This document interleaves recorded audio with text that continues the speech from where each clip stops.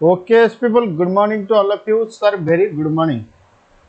Last class में हम लोग सेक्शन 31 तक पढ़े थे, सेक्शन 28 पढ़े थे, सेक्शन 29 पढ़े थे, सेक्शन 30, फिर उसके बाद सेक्शन 31 हम लोग का ऑलरेडी कवर हो चुका है।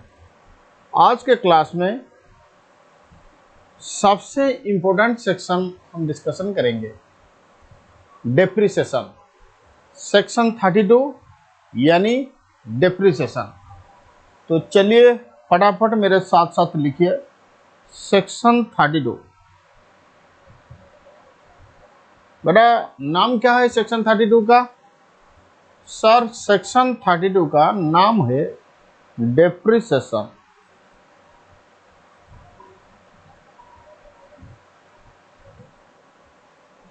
बेटा इनकम टैक्स में एसेट के ऊपर डेप्रिसिएशन मिलेगा।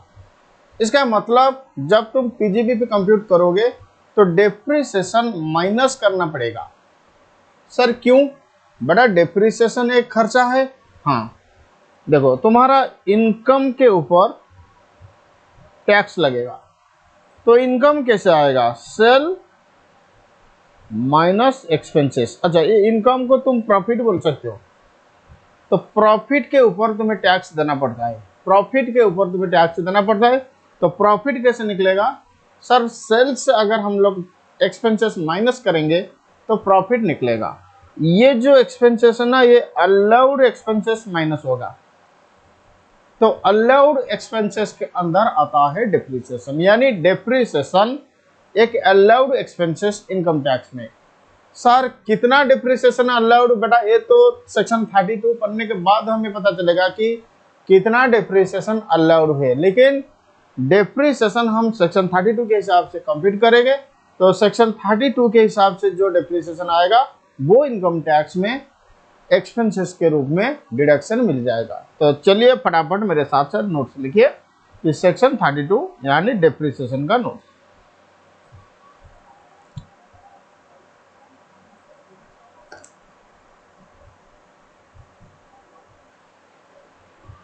Section 32 depreciation. सबसे पहले हमें देखना पड़ेगा कि डेप्रिसिएशन का कंडीशन क्या है। मतलब अगर ये दोनों कंडीशन सेटिस्फाई कर रहा है तो डेप्रिसिएशन तुम्हें मिलेगा। अगर ये दोनों कंडीशन सेटिस्फाई नहीं कर रहा है तो डेप्रिसिएशन नहीं मिलेगा। सर क्या है वो कंडीशन?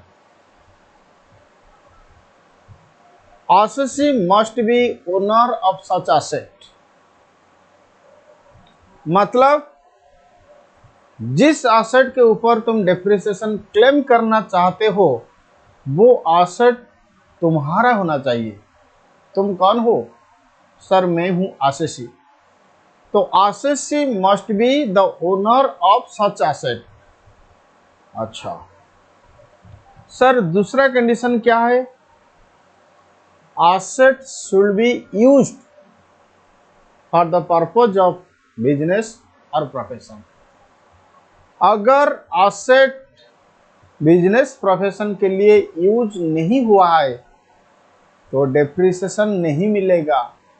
सर डेप्रिसिएशन ना मिलने से क्या होगा? बेटा कुछ नहीं होगा, तुम्हारा प्रॉफिट बढ़ जाएगा, तुम्हें ज़्यादा टैक्स देना पड़ेगा। हाँ सर हम दे देंगे, कोई बात नहीं, तुम्हारे पास ज़्यादा पैसा है, तुम ज़्यादा टैक्स दे सकते हो, लेकिन आम आदमी के पास तो ज़्यादा पैसा नहीं है, वो डेप्रिसिएशन क्लेम करेगा। इसीलिए सेक्शन 32 पढ़ना पड़ेगा। कल जाके जब तुम तुम्हारा क्लाइंट के लिए काम करोगे तो तुम्हारा क्लाइंट को तुम यही बोलोगे कि बेटा जब पीजीबीपी का प्रॉफिट निकालोगे तो डेप्रिसिएशन माइनस करके निकालना, क्योंकि डेप्रिसिएशन एक अलाउड एक्सपेंडिचर है। डेप्रिसिएशन एक बोलो अलाउड एक्सपेंडिचर है। एक मिनट मैं टेक्स्ट बंद कर देता हूं। चलो कोई बात नहीं, हो गया। तो डेप्रिसिएशन क्लेम करने का दो कंडीशन है। अगर ये दोनों कंडीशन सेटिस्फाई कर रहा है तो डेप्रिसिएशन तुम्हें अलाउड होगा, अदरवाइज अलाउड नहीं होगा। सर क्या है वो कंडीशन? पहला condition, the assessee must be owner of such asset. अच्छा, फिर दूसरा कंडीशन क्या है, asset should be used for the purpose of business और प्रोफेशन। बेटा एक दिन भी अगर यूज हुआ तो ये कंडीशन सेटिस्फाई हो रहा है, अगर एक भी दिन यूज नहीं हुआ तो डिप्रिसिएशन नहीं मिलेगा। तो समझदार व्यक्ति क्या करेंगे, समझदार आदमी क्या करेंगे, अगर डिप्रिसिएशन क्लेम करना है तो चलो कोई बात नहीं, एक दिन के लिए बिजनेस और प्रोफेशन में यूज कर लो तो पूरा का पूरा साल का डिप्रिसिएशन मिल जाएगा। हम इस पॉइंट को एकदम अच्छे से चर्चा करेंगे, तुम मेरे साथ जुड़े रहो। बोलो बेटा पहला कंडीशन क्या है। सर पहला कंडीशन ये होता है कि एसेसी must be owner of such asset. चलो सर ये ओनर का मतलब क्या होता है, बेटा तुम एक्चुअल ओनर भी हो सकते हो, नहीं तो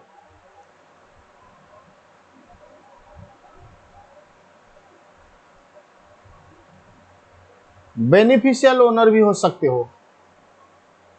अगर तुम एसेट का एक्चुअल ओनर तो तुम्हें डिप्रिसिएशन मिलेगा, अगर तुम एसेट का एक्चुअल ओनर नहीं हो लेकिन बेनिफिशियल ओनर तो तुम्हें डिप्रिसिएशन मिल जाएगा।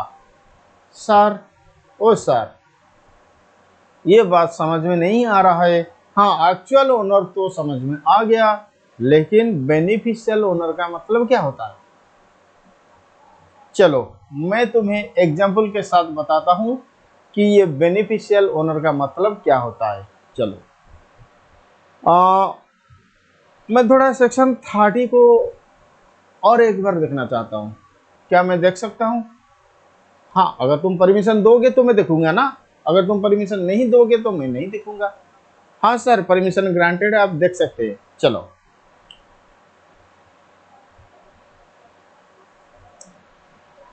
ये टेनेंट कुछ कैपिटल एक्सपेंडिचर कर रहा था।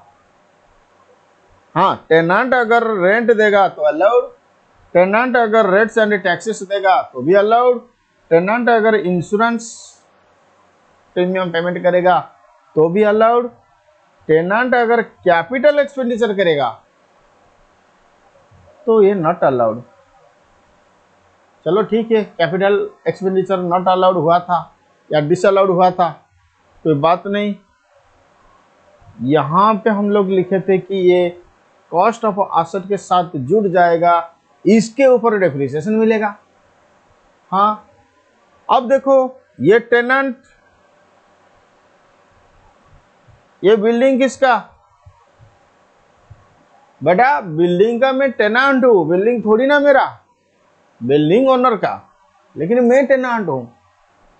ओनर अगर कैपिटल एक्सपेंडिचर करेगा तो कोई बात नहीं, ओनर को डेप्रिसिएशन मिल जाएगा क्योंकि ओनर, लेकिन मैं तो बेचारा टेनेंट हूं, मैं अगर कैपिटल एक्सपेंडिचर करूं तो सेक्शन 30 में उसका डिडक्शन नहीं मिल रहा है। बोलो हाँ या ना। हाँ फिर इनकम टैक्स एक्ट मुझे बोल दिया कि चलो कोई बात नहीं, अब अलाउड नहीं हुआ तो दुखी मत बनो, ये कॉस्ट ऑफ एसेट के साथ जुट जाएगा। चलो कोई बात नहीं, बिल्डिंग का कॉस्ट 1 लाख था, अब मैंने 50,000 का कैपिटल एक्सपेंडिचर कर दिया, मैं कौन हूं, मैं टेनेंट हूं, तो 50,000 का बिल्डिंग का कॉस्ट में तो ऐड हो जाएगा, लेकिन मेरा क्या होगा, मुझे तो खर्चा अलाउड नहीं हो रहा है क्योंकि मैं ओनर नहीं हूं, तो मुझे तो डेप्रिसिएशन नहीं बोलेगा। अब सीधा सीधा सेक्शन 32 क्या बोल रहा है कि डेप्रिसिएशन मिलेगा ओनर को, मैं तो बेचारा टेनेंट हूं, मैंने कैपिटल एक्सपेंडिचर कर दिया था, दूसरे आदमी ओनर, वो एक्चुअल ओनर लेकिन मैं बेनिफिशियल ओनर। अच्छा चलो मान लो और एक एग्जांपल समझो। मिस्टर एक्स के पास एक ट्रक था, जो ट्रक मिस्टर एक्स का जो बिजनेस है ना, वो बिजनेस में यूज हो रहा था। अब बोलो एसेसी कौन है, मिस्टर एक्स, वो बिजनेस कर रहा है, तो जो भी प्रॉफिट होगा पीजीवीपी के हेड में टैक्स देगा। बोलो हाँ या ना? हाँ। ये ट्रक किसका? एक्स का। ये ट्रक कहाँ पे यूज हो रहा है? सर बिजनेस में यूज हो रहा है। क्या ये ट्रक के ऊपर डिप्रिसिएशन मिलेगा? बोलो हाँ या ना? हाँ सर मिलेगा। चलो कोई बात नहीं। एक्स का परलोक हो गया, सर गंगा डेथ हो गया। अब बिजनेस चला गया एक्स का बेटे के पास, सन ऑफ एक्स अब बिजनेस को कंटिन्यू कर रहा है। अब सन ऑफ एक्स जो भी इनकम करेगा पीजीवीपी में टैक्स देना पड़ेगा। हाँ, ये ट्रक अभी भी बिजनेस में यूज हो रहा है, लेकिन ट्रक किसके नाम पे था? एक्स के नाम पे। क्या एक्स का जो बेटा है ना, उसको ट्रक के ऊपर डिप्रिसिएशन मिलेगा? पक्का? यस।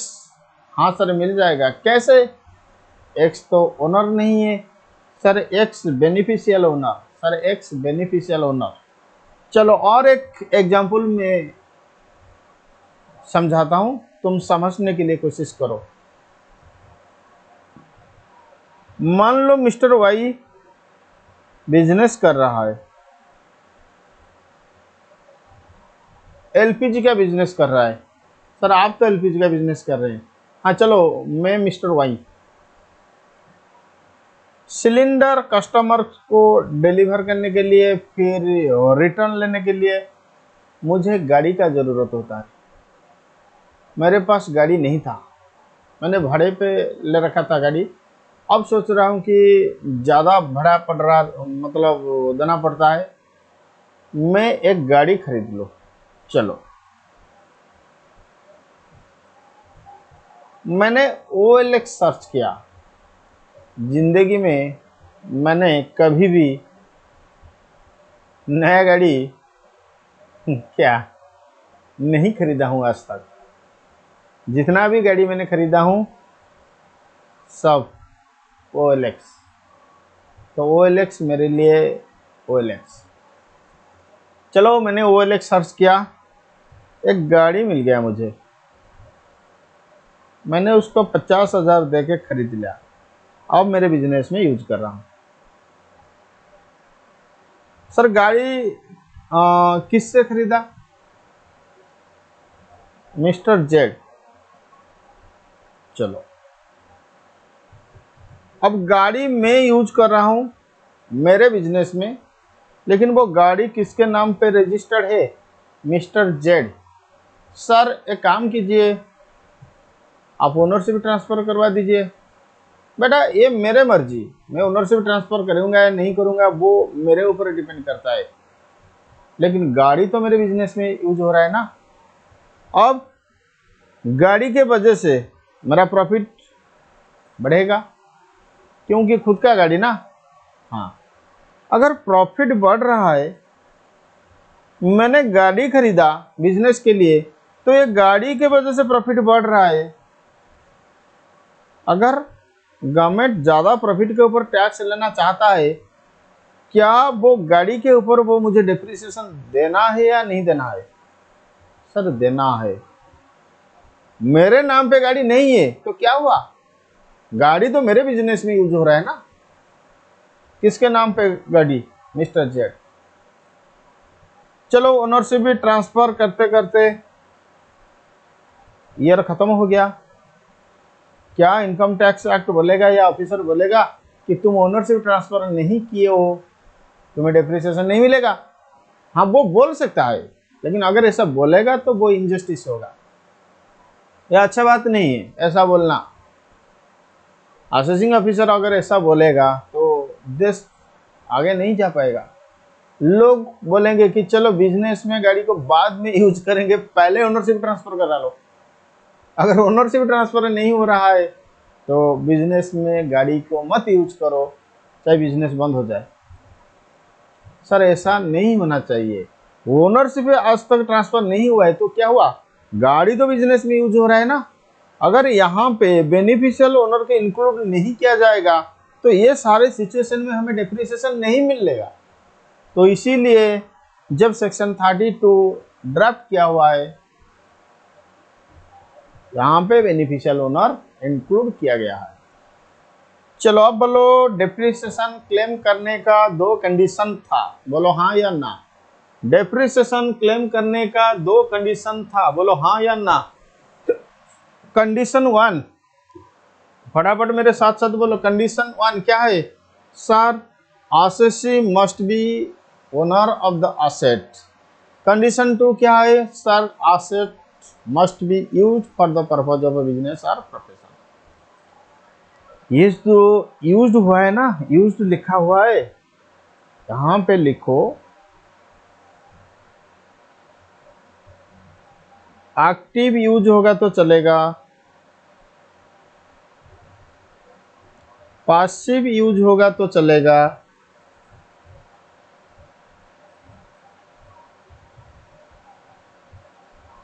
रेडी टू यूज होगा तो भी चलेगा।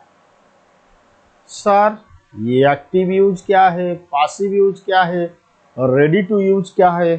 बेटा, एक्टिव पैसिव यूज का मतलब actual use. Ready to use का कॉन्सेप्ट आप समझो। मान लो I am running DS virtual और running coaching classes for CA/CMA students. हमारे पास 2 तरीके का कोचिंग दिया जा रहा है। एक होता है हमारा पेन ड्राइव क्लासेस और एक होता है हमारा फेस टू फेस बैचेस। हाँ, तुम लोग फेस टू फेस बैच कर रहे हो, बोलो हाँ या ना। हाँ। बहुत सारे स्टूडेंट पेन ड्राइव या यूट्यूब में क्लास कर रहे हैं। हाँ, चलो दोनों को मैंने इंक्लूड कर लिया। मैंने पार्शियलिटी नहीं कर रहा हूँ। नालायक को बोलते हैं कि सर पार्शियलिटी हुआ। सर कौन बोला? तुम बोला। अब जो फेस टू फेस बैच कर रहे हैं उन लोगों का कई दिनों से एक कंप्लेन आ रहा है कि सर बहुत गर्मी हो रहा है क्लास में, AC इंस्टॉल कर दीजिए क्लास में। फिर कई दिनों से मैं यही प्रतिश्रुति दे रहा हूं कि पक्का मैं AC लगा दूंगा।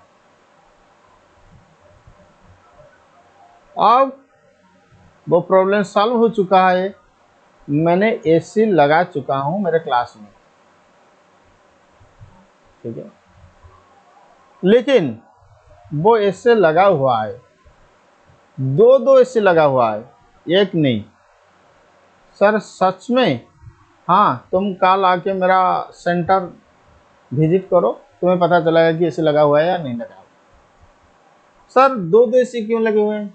बेटा, एक ही AC हमेशा चलेगा, मैं यूज करूँगा, और एक AC लगा हुआ है, इसीलिए अगर पहला वाला AC खराब हो जाएगा तो मैं क्लास को डिस्टर्ब करना नहीं चाहता हूँ, इसीलिए मैं इमीडिएटली दूसरा AC यूज करूँगा। लेकिन जब तक पहला वाला AC खराब नहीं होता है तब तक मैं दूसरा वाला AC यूज नहीं करूँगा। अब बोलो, ये खत्म हो गया, पहला AC खराब नहीं हुआ है, एक भी मिनट के लिए खराब नहीं हुआ है, तो यूज कौन सा AC हो रहा है? पहला AC। सर दूसरा AC तो यूज नहीं हुआ है ना, क्या इसके ऊपर डिप्रिसिएशन मिलेगा या पहला AC के ऊपर डिप्रिसिएशन मिलेगा या दोनों के ऊपर डिप्रिसिएशन मिलेगा? बोलो। सर दोनों के ऊपर डिप्रिसिएशन मिलेगा, क्योंकि ये यूज नहीं हुआ है तो क्या हुआ, क्लास के लिए रेडी टू यूज हुआ है ना, पासिव यूज हुआ।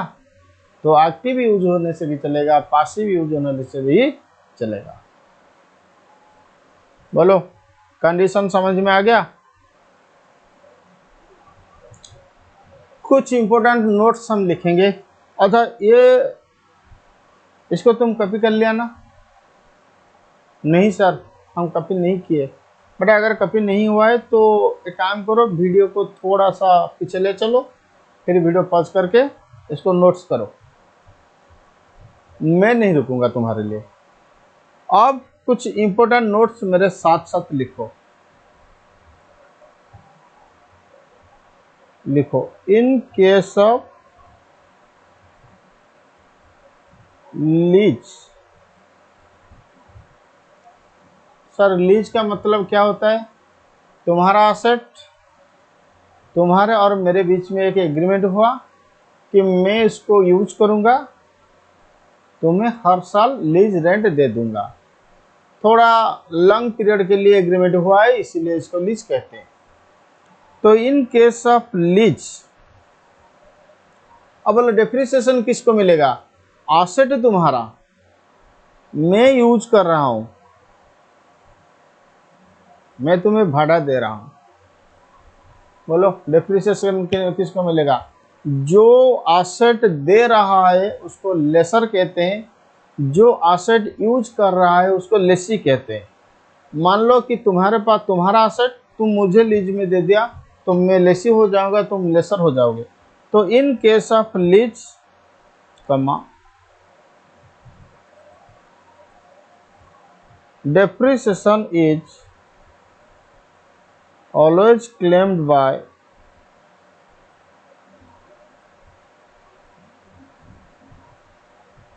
lessor, इसका मतलब ओनर, whether it is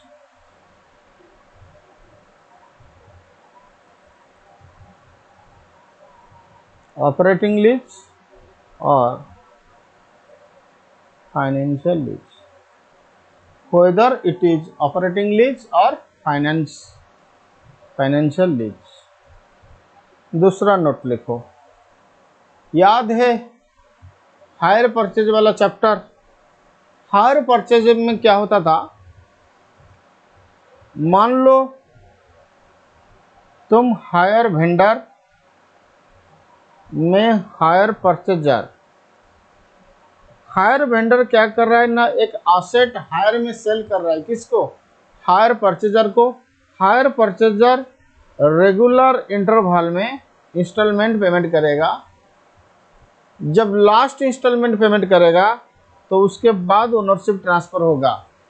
वो तो एक्चुअल ओनरशिप जाएगा, लेकिन आज से हायर परचेजर को राइट टू यूज मिल गया, तो भले ओनरशिप ट्रांसफर होगा लास्ट इंस्टॉलमेंट के बाद, लेकिन यही माना जाएगा कि वो हायर परचेजर आज से वो एसेट का ओनर है। इसीलिए डेप्रिसिएशन किसको मिलेगा? लेस जो हायर वेंडर को या हायर परचेजर को? हायर परचेजर को। लिखो ये बात, देखो in case of hire purchase,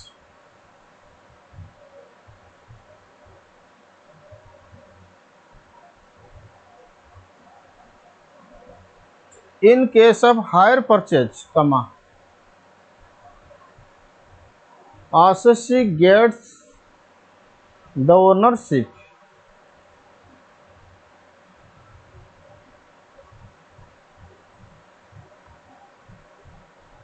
only after payment of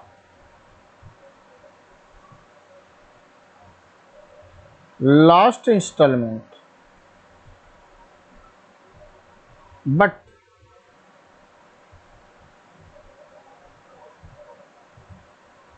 he can claim depreciation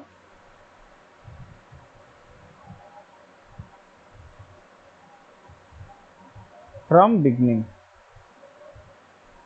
मतलब आज से हायर परचेजर को डेप्रिसिएशन मिल जाएगा, एज्यूमिंग दैट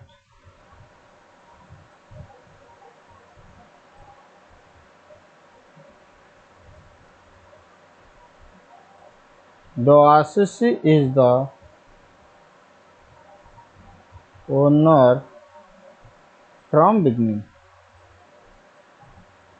यही माना जाएगा कि एसेसी आज से वो एसेट का ओनर है। तीसरा notes,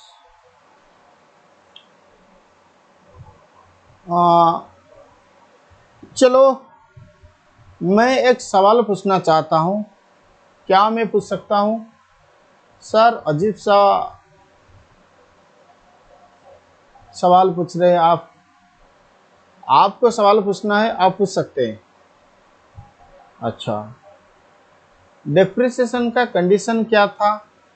एसेसी must be owner asset must be used for the purpose of a business। मैंने बताया था कि एक भी दिन अगर यूज हुआ तो पूरा साल का डिप्रिसिएशन मिलेगा। मान लो एसेट का जॉइंट ओनर एक्स वाई, ये दोनों ये बिल्डिंग का ओनर, एक्स का ओनरशिप 60%, वाई का ओनरशिप 40%। मान लो बिल्डिंग का डिप्रिसिएशन 10,000 हो रहा है।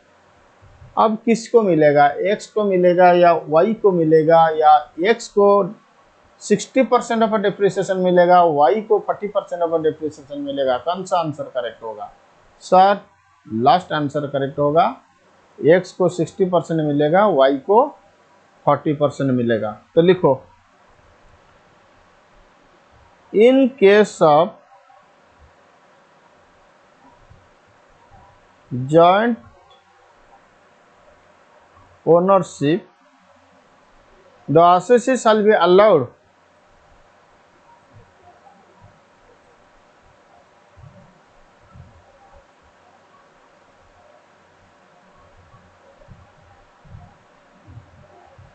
to him, the assessee shall be allowed depreciation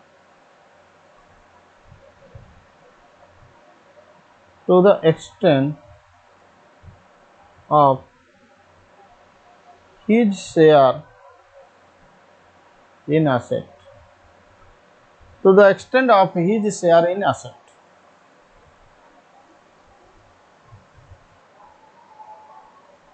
okay, next types of asset. बेटा डिप्रिसिएशन के लिए एसेट को क्लासिफाई किया गया है। एसेट दो प्रकार का, टेंजिबल एसेट, इंटेंजिबल एसेट्स। फिर टेंजिबल एसेट में पहला क्लास होता है तुम्हारा बिल्डिंग, दूसरा फर्नीचर, तीसरा plant and machinery. Intangible asset में know how, patents, copyrights, trademark, licence, franchise, other business और commercial right of similar nature लेकिन not being goodwill of a business और प्रोफेशन। आप बोलेंगे सर बिल्डिंग तो बिल्डिंग होता है, फिर वो क्लास 1 कैसे? फर्नीचर तो फर्नीचर होता है, वो क्लास 2 कैसे हुआ? प्लांट एंड मशीनरी तो प्लांट एंड मशीनरी होता है, वो क्लास 3 कैसे हुआ? ये क्लास 4 कैसे हुआ? बेटा यहाँ पे लिखा हुआ है बिल्डिंग। बिल्डिंग का मतलब तुम क्या समझते हो? मकान। हाँ, फिर बिल्डिंग का क्लासिफिकेशन आया, मतलब आएगा आगे residential building, commercial building, temporary structure etcetera. तो इसीलिए बिल्डिंग एक हेड है, इसके अंदर रेसिडेंशियल बिल्डिंग आएगा, जनरल बिल्डिंग या कमर्शियल बिल्डिंग आएगा, उसको जनरल बिल्डिंग हम बोलेंगे। फिर टेम्पोररी स्ट्रक्चर आएगा। सर फर्नीचर तो फर्नीचर होता है? नहीं बेटा, फर्नीचर के अंदर फिर कुछ टाइप्स आएगा। ये प्लांट एंड मशीनरी, आप बोलेंगे सर मशीन फैक्ट्री से प्लांट एंड मशीनरी में जाएगा। बेटा ये तो अकाउंट्स का डेफिनेशन, लेकिन इनकम टैक्स में इसका डेफिनेशन कुछ अलग है। तो प्लांट एंड मशीनरी, अब जानते हो इनकम टैक्स में बुक्स को भी प्लांट एंड मशीनरी बोला जाता है, शिप को भी प्लांट एंड मशीनरी बोला जाता है, एयरक्राफ्ट को, हेलीकॉप्टर को भी प्लांट एंड मशीनरी बोला जाता है, कंप्यूटर लैपटॉप को भी प्लांट एंड मशीनरी बोला जाता है। इसीलिए बिल्डिंग एक हेड, इसके अंदर सब हेड आएगा। Residential building, general building, temporary structure. Furniture एक हेड है, प्लांट एंड मशीनरी एक हेड, इसके अंदर कुछ आएगा। ये इंटेंजिबल एसेट। इंटेंजिबल एसेट में सिर्फ यही चीज आएगा, नो हाउ आएगा, पेटेंट्स आएगा, कॉपीराइट आएगा, ट्रेडमार्क आएगा, लाइसेंस आएगा, फ्रैंचाइज, अदर बिजनेस और commercial right of similar nature. मतलब नो हाउ के जैसे, पेटेंट के जैसे, कॉपीराइट के जैसे, ट्रेडमार्क के जैसे। लेकिन गुडविल के ऊपर डेप्रिसिएशन, मतलब goodwill is not an intangible asset in the eyes of income tax act. आप बोलेंगे सर अकाउंट्स में हम लोग पढ़े थे कि गुडविल एक इंटेंजिबल एसेट। बेटा हाँ, ये इनकम टैक्स एक्ट सीधा सीधा बोल दिया कि गुडविल इंटेंजिबल एसेट नहीं होगा। इसका मतलब गुडविल के ऊपर डेप्रिसिएशन नहीं मिलेगा क्योंकि गुडविल एसेट नहीं है।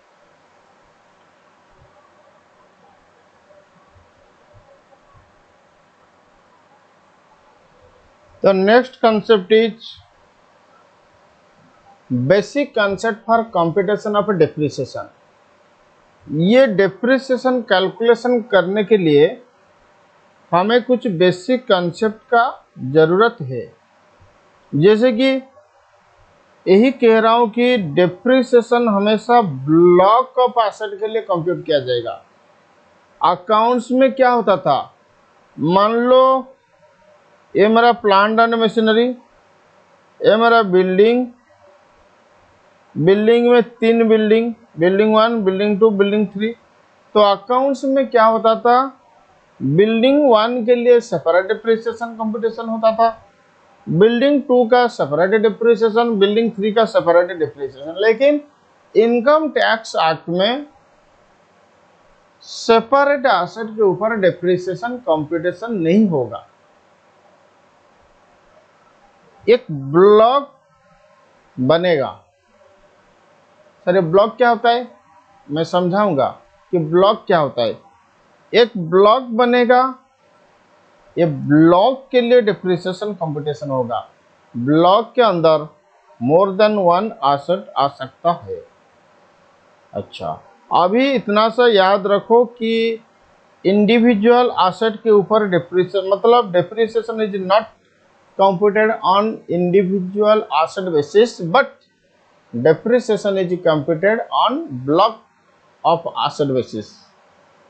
फिर WDV मेथड के हिसाब से डिप्रिसिएशन कंप्यूट होगा। इसको तुम नोट खुद लिखोगे, ठीक है।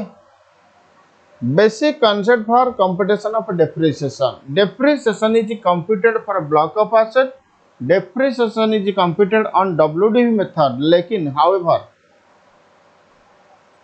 depreciation is available at the option of the assessee in respect of tangible asset according to straight line method in case of an undertaking engaged in generation और generation and distribution of power. बेटा क्या basic concept सीखने को मिला, depreciation block of asset के हिसाब से compute किया जाएगा, फिर WDV मेथड में डिप्रिसिएशन कंप्यूट होगा। लेकिन एसेसी engaged in generation of and distribution of power, हम लोग इसको शॉर्ट में पावर सेक्टर यूनिट से बोल सकते हैं। Power sector unit. तो पावर सेक्टर यूनिट को एक ऑप्शन अवेलेबल है, लेकिन entity other than power sector units, बोलो क्या होगा, entity other than power sector units कोई ऑप्शन नहीं, एक ही ऑप्शन WDV मेथड के हिसाब से डिप्रिसिएशन होगा। पावर सेक्टर यूनिट्स को 2 ऑप्शन है अवेलेबल, या तो वो WDV ब्लॉक ऑफ कंसेप्ट के हिसाब से डिप्रिसिएशन प्रोवाइड कर सकता है, नहीं तो टेंजिबल एसेट के ऊपर, only for tangible asset not for intangible asset. तो ओनली फॉर टेंजिबल एसेट वो SLM मेथड फॉलो कर सकता है। तो इसका मतलब मेरे साथ साथ कॉपी करो, एंटिटी,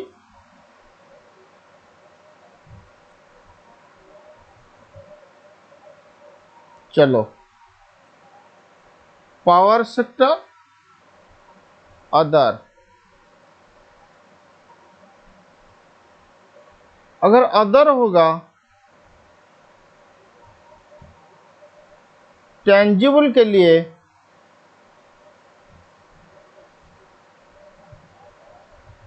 ब्लॉक ऑफ एसेट के हिसाब से WDV मेथड,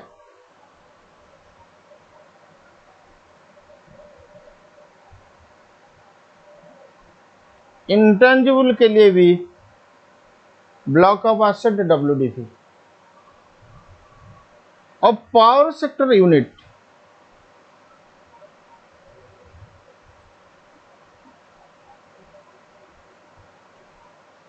टेंजिबल एसेट के लिए या तो SLM नहीं तो WDV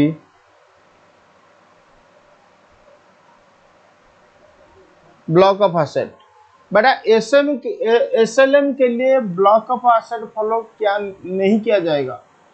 तो SLM के लिए इंडिविजुअल एसेट के बेसिस पे डिप्रिसिएशन प्रोवाइड होगा। ये ब्लॉक कंसेप्ट तभी लगेगा जब WDV मेथड में डिप्रिसिएशन प्रोवाइड हो रहा है। ये ब्लॉक कंसेप्ट तभी लगेगा अगर WDV मेथड में डिप्रिसिएशन प्रोवाइड हो रहा है। लेकिन इंटेंजिबल एसेट के लिए SLM का कॉन्सेप्ट नहीं है, बस WDV on the basis of block, WDV on the basis of block. Sir ये ब्लॉक क्या होता है? तो लिखो block of asset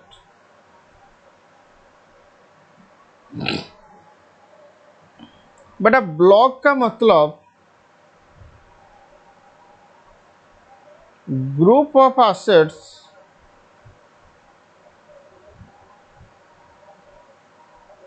falling within a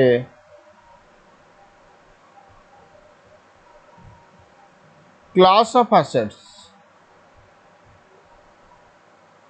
block of asset का मतलब group of asset falling within a class of assets।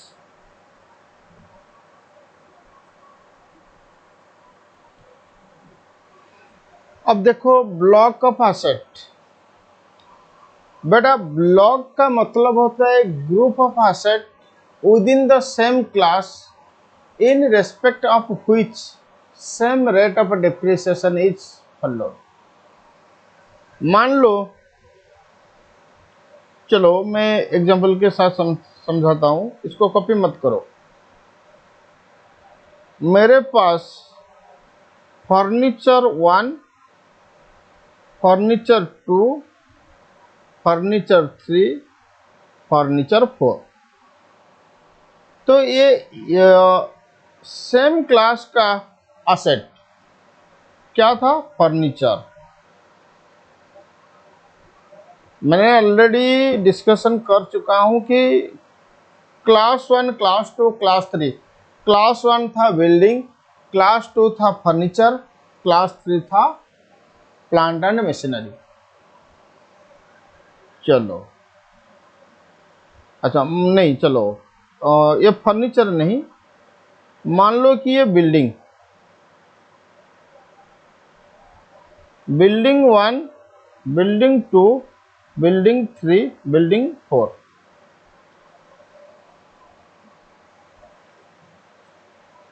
और एक भी एसेट है फर्नीचर, और एक भी एसेट है plant and machinery. Plant and machinery का डिप्रिसिएशन 10%, सपोज नहीं इसको 20% कर दो, 20%। बिल्डिंग का इसका 10%, बिल्डिंग 2 का भी 10%, बिल्डिंग 3 का 5%, बिल्डिंग 4 का 5%, फर्नीचर का 10%। अब बोलो कितना ब्लॉक बनेगा। ब्लॉक का मतलब होता है same class of asset, same rate of depreciation. Class का मतलब बिल्डिंग एक क्लास है, फर्नीचर एक क्लास है, प्लांट एंड मशीनरी एक क्लास है, इंटेंजिबल एसेट एक क्लास है। ग्रुप का मतलब, ब्लॉक का मतलब सेम क्लास भी होना चाहिए, सेम रेट ऑफ डेप्रिसिएशन भी होना चाहिए।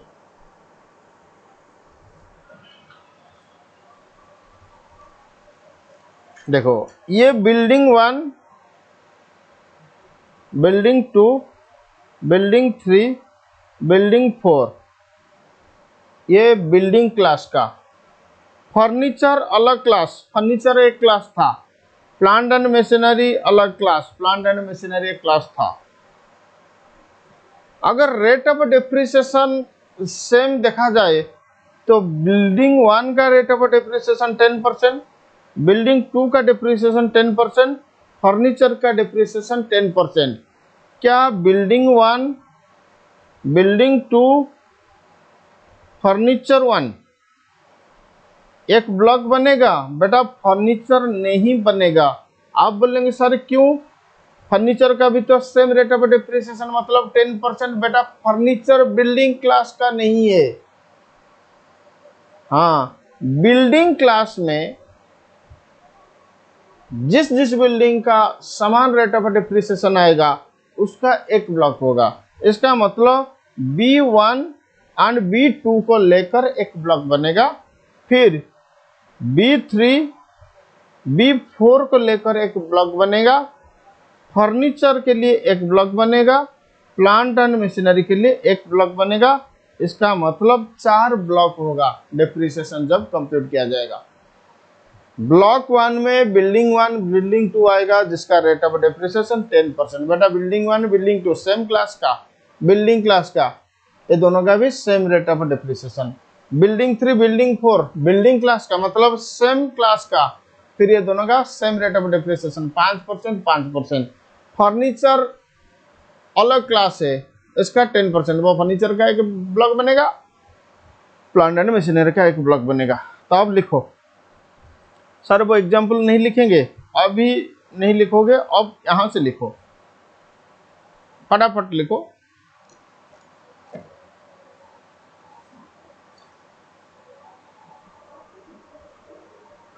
लिखो ब्लॉक ऑफ एसेट, ब्रैकेट में लिखो group of asset falling with in A class of asset, group of asset falling with in A class of asset. Group of, जैसे मैंने लिखा हूं ऐसे का वैसे का वैसे लिखिए। Group of asset having same rate of depreciation and with in same class of asset, इसको ब्लॉक ऑफ एसेट बोला जाएगा। Group of asset having same rate of depreciation, group of asset having same rate of depreciation and within the same class of asset, and within the same class of asset। अगर short में लिखना चाहते हो तो same rate plus same class.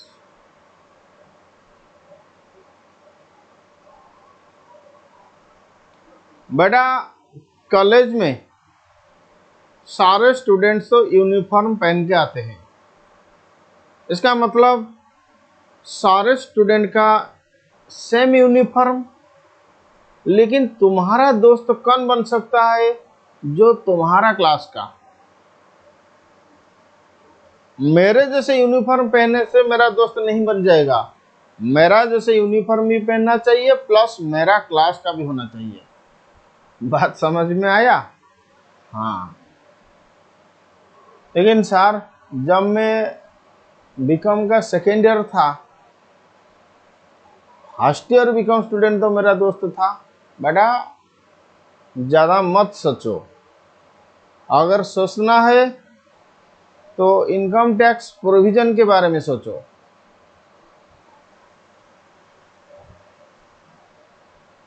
जानते हो income tax में पूरा का पूरा 10 ब्लॉक है। इसका मतलब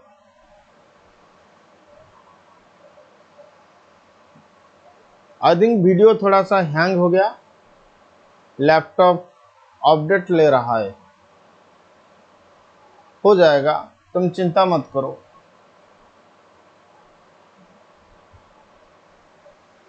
ना कैमरा ना आईपैड कुछ भी काम कर रहा था, लैपटॉप अपडेट ले रहा था, इसीलिए थोड़ा सा प्रॉब्लम हो गया था, वीडियो रुक गया था। में 10 ब्लॉक ऑफ एसेट, तो there are 10 block of asset in income tax, there are 10 block of asset in income tax. लिखो there are 10 different block of asset. अब एक कलम बनाओ,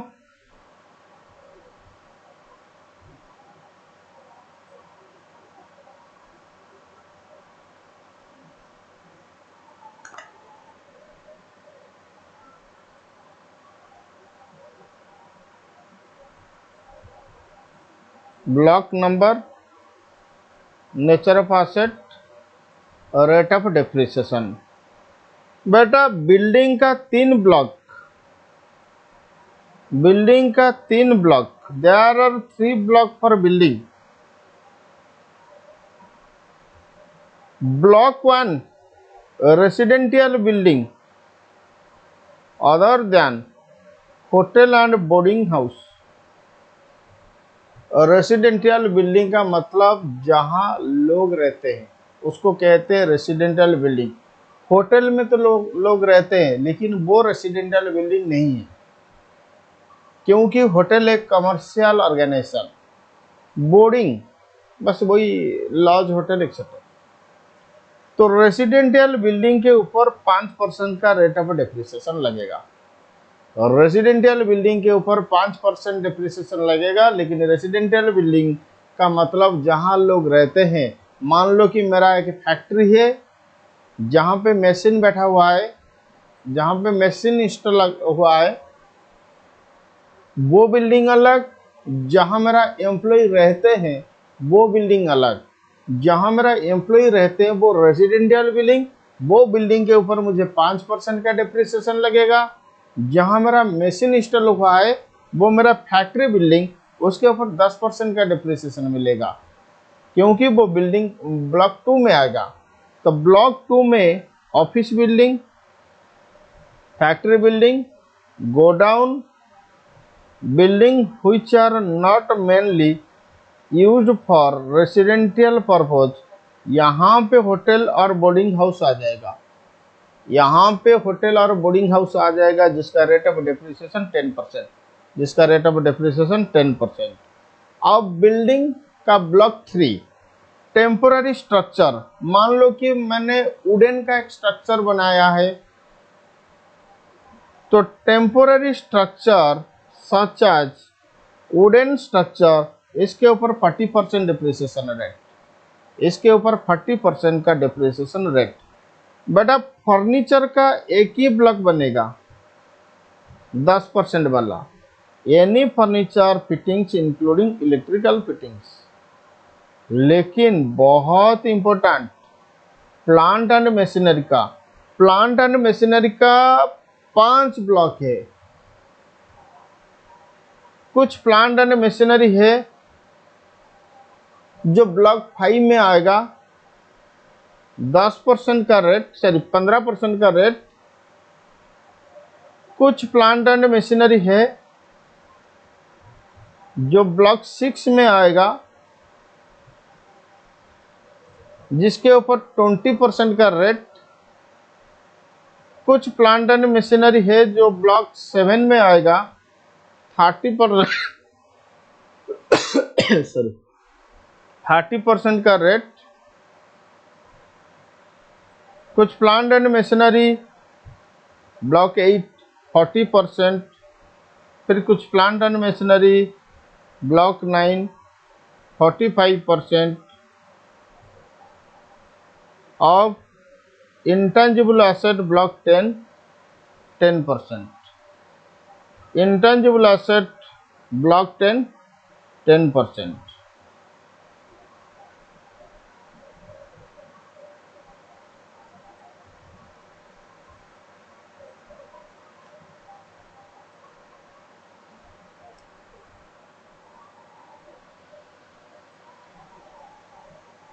बड़ा प्लांट एंड मशीनरी का 5 ब्लॉक है, इसको समझना बहुत इंपॉर्टेंट। अगर इसको नहीं समझोगे तो डेप्रिसिएशन रेट तुम सिलेक्ट नहीं कर पाओगे। मान लो कि एक प्लांट एंड मशीनरी जिसका डेप्रिसिएशन रेट 20% होना चाहिए, लेकिन तुम गलती से 30% ले लिया, बड़ा तुम्हारा डेप्रिसिएशन अमाउंट गलत हो जाएगा।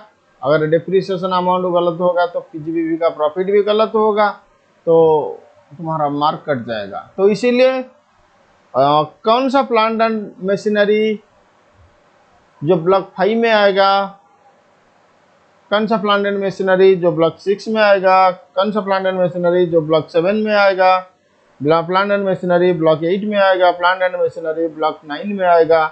मतलब किसके ऊपर 15% रेट लगेगा, किसके ऊपर 20% लगेगा, किसके ऊपर 30% लगेगा, किसके ऊपर 40% लगेगा, किसके ऊपर 45% लगेगा, ये डिसाइड करना होगा।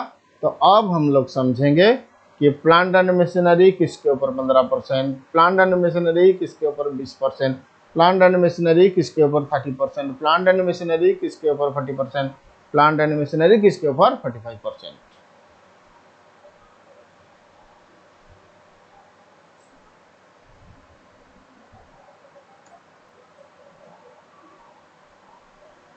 लिखो प्लांट एंड मशीनरी,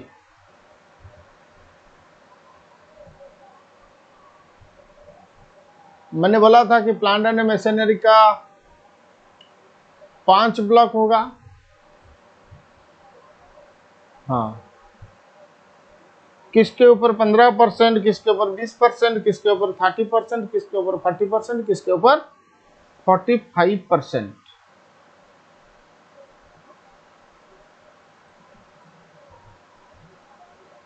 अब लिखो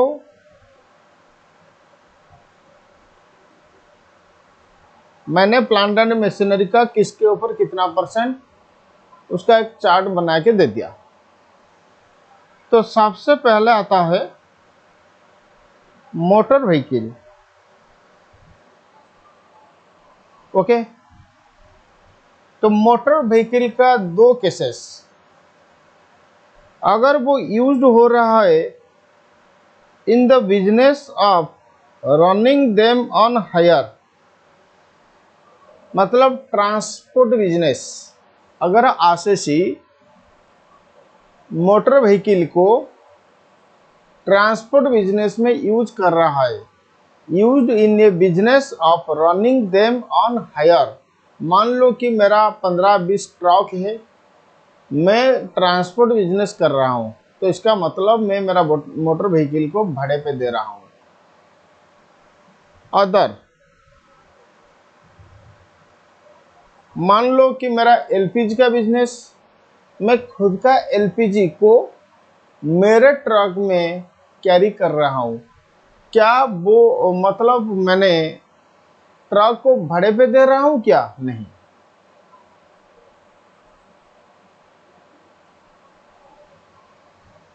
अगर मोटर व्हीकल यूज हो रहा है, बेटा कौन यूज कर रहा है वो इम्पोर्टेंट नहीं, लेकिन यूज होना जरूरी। मान लो कि मेरा एक ट्रक है, मैंने तुम्हें दे दिया लीज में, तुम वो ट्रक को यूज कर रहे हो in the business of running them on hire. इसका मतलब वो truck running them on hire business में यूज हुआ या नहीं हुआ? यूज हो रहा है, तो 45% का डिप्रिसिएशन मिल सकता है। तो पहले देखो, अगर motor vehicle used in a business of running them on hire, अगर motor vehicle used in the business of running them on hire, ये अगर acquired and put to use between 23rd August 2019 to 31st March 2020, तो इसके ऊपर 45% का depreciation मिलेगा, नहीं तो 30% का डिप्रिसिएशन मिलेगा। अगर वो 19 टू 31st मार्च 2020 के अंदर इंस्टॉल हुआ है, मतलब acquired and put to use, ये दोनों होना चाहिए। एक्वायर्ड भी होना चाहिए, पुट टू यूज भी होना चाहिए। मान लो एक्वायर्ड मैंने ये डेट से पहले किया था, लेकिन पुट टू यूज बिटवीन किया था, 45% नहीं मिलेगा, 30% मिलेगा। तो ये दोनों होना चाहिए, एक्वायर्ड भी होना चाहिए एंड पुट टू यूज होना चाहिए। अदर मोटर व्हीकल अगर इसी डेट के अंदर acquired and put to use हुआ है तो 30%, नहीं तो 15%, नहीं तो 15%। उसके बाद शिप के ऊपर 20% का डिप्रिसिएशन रेट। शिप एक प्लांट एंड मशीनरी, क्योंकि ये जो कैटेगरी में अभी कह रहा हूं ये सारे प्लांट एंड मशीनरी का सब कैटेगरी, तो शिप भी प्लांट एंड मशीनरी, जिसके ऊपर 20% का डिप्रिसिएशन रेट लगेगा। एयरक्राफ्ट भी प्लांट एंड मशीनरी, लेकिन उसके ऊपर 40% का डिप्रिसिएशन लगेगा। कंप्यूटर लैपटॉप भी प्लांट एंड मशीनरी, उसके ऊपर 40% का डिप्रिसिएशन लगेगा। बेटा बुक्स भी प्लांट एंड मशीनरी तुम्हारे पास जो बुक्स है ना, वो तुम्हारा प्लांट एंड मशीनरी, क्योंकि वो बुक्स को पढ़कर तुम्हें नॉलेज मिलेगा, नॉलेज मिलने के बाद तुम प्रोफेशन में कैरी करोगे। जो मशीन मुझे बिजनेस में मदद कर रहा है वो प्लांट एंड मशीनरी होगा, लेकिन जो लोग प्रोफेशन में जा रहे हैं उन लोगों का मशीन के साथ बुक्स भी मदद करेगा, क्योंकि नॉलेज गेन करना है। तो प्रोफेशन के लिए बुक्स को भी प्लांट एंड मशीनरी के अंदर इंक्लूड, मतलब प्लांट एंड मशीनरी बोला जाता है। तो बुक्स के ऊपर 40%, लाइब्रेरी बिजनेस के लिए भी 40%, अगर books own by associate carrying on a profession 40%। Wind mills and its equipment अगर ये इंस्टॉल हुआ है बिफोर 1 अप्रैल 2014, अगर वो इंस्टॉल हुआ है बिफोर 1 अप्रैल 2014 तो उसके ऊपर 15%। अगर ये इंस्टॉल हुआ है ऑन और आफ्टर 1 अप्रैल 2014 तो उसके ऊपर 40%। Pollution control equipment, pollution control equipment के ऊपर 40%, पॉल्यूशन कंट्रोल इक्विपमेंट्स के ऊपर 40%, ऑयल ऑयल्स के ऊपर 15%, अदर प्लांट एंड मशीनरी के ऊपर 15%। तो मैं तुम्हें एग्जैक्टली 2 मिनट का टाइम दे रहा हूं, तुम इसको कॉपी करो, वीडियो आगे पीछे करके इसको कॉपी करो।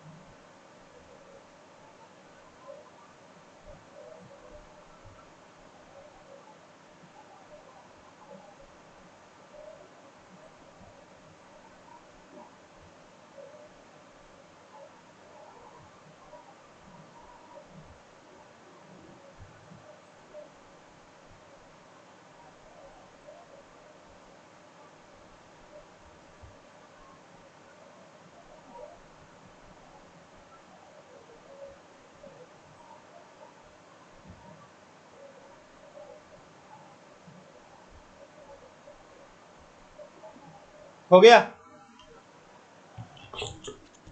कॉपी हो गया? ओके, चलो आज के क्लास को हम लोग यहीं पे ख़त्म करेंगे, लेकिन डिप्रिसिएशन का कंसेप्ट अभी भी ख़त्म नहीं हुआ है।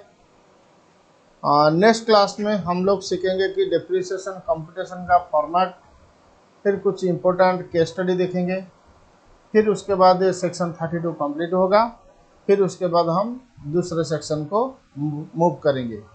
तो आज के लिए इतना। Thank you, tata, bye bye, good night. अभी रात 2 बज चुके हैं, फिर ही हम लोग का रिकॉर्डिंग भी चल रहा है, क्योंकि तुम लोगों का एग्ज़ाम सामने। तो हम लोग और दिन रात मेहनत करते हैं तुम्हारे लिए। तो मैं यही उम्मीद करूंगा कि अगर ये क्लास तुम्हें अच्छा लग रहा है तो हम लोग का यूट्यूब चैनल को सब्सक्राइब करो, फिर ये क्लास को तुम्हारे सारे जो भी दोस्त है, जो भी CSM का तैयारी कर रहा है, तो उसको शेयर करो, कि बोलो कि DS वर्चुअल के साथ जुड़ने के लिए, क्योंकि बहुत सारे क्लासेस अकाउंट्स का, कॉस्टिंग का, लॉ का, DT GST हम लोग रिकॉर्ड करके हमारा प्लेटफॉर्म में डालते हैं। तो thank you, tata, bye bye.